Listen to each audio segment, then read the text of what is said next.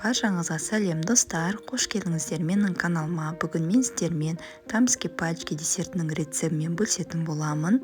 Осы видеоны соңына дейін қарап, каналыма тіркеліп, лайк басуды, комментарий жазуды ұмытпаңыздар.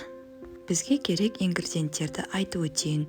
Ұн, қаймақ, жұмыртқа, сгущенка, су, сары май, шоколад және тұз.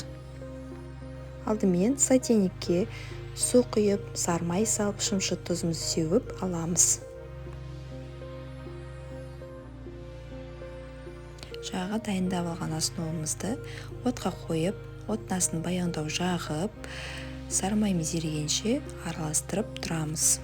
Міне сары майымыз еріді, отымызды баяу отқа қойып, ұнымызды себелеп салып, жақсылап араластырып аламыз. Бізде осындай қамыр болуы керек. Жаңағы дайындап алған қамырымызды осындай ыдысқа салып алып, суытамыз. Суытып алған соң бір-бірлеп жұмыртқамызды салып, миксермен араластырып аламыз. Видеода көріп тұрғаныңыздай осындай біркелкі қамыр болып шығу керек бізде. Кондитерлік мешогымызға осы қамырымызды салып аламыз.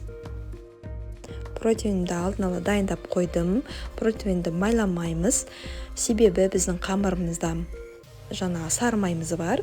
Осылай етіп, жаңағы кондитерский мешогымызбен сығып аламыз. Видеода көрсетілгендей.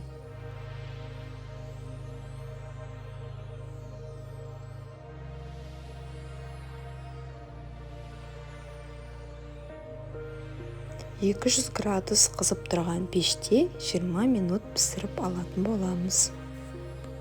Міне эклеріміз дайын болды, пісіп шықты. Енді кремін дайындайтын боламыз.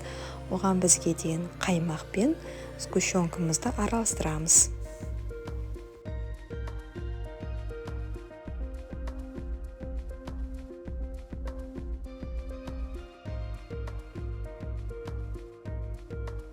Дайындап алған кремімізге жаңағы суыған эклерімізді салып араластырып, тарелкамызға әдемілеп саламыз.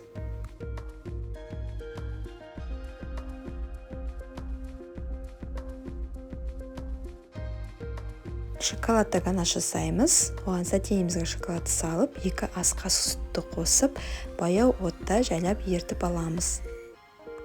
Міне біздер осылай етіп әдемілеп эклерімізді салып қойдық тарелкамызға.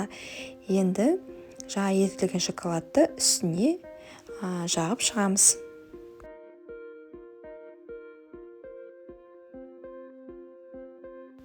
Достар, міне тамский пальчики атты десертіміз дайын болды. Осы рецептпен міндетті түрде дайындап көріңіздер. Видеоны соңына дейін қараңыздар үшін көп-көп рахмет. Сіздермен болған Гүлсезім.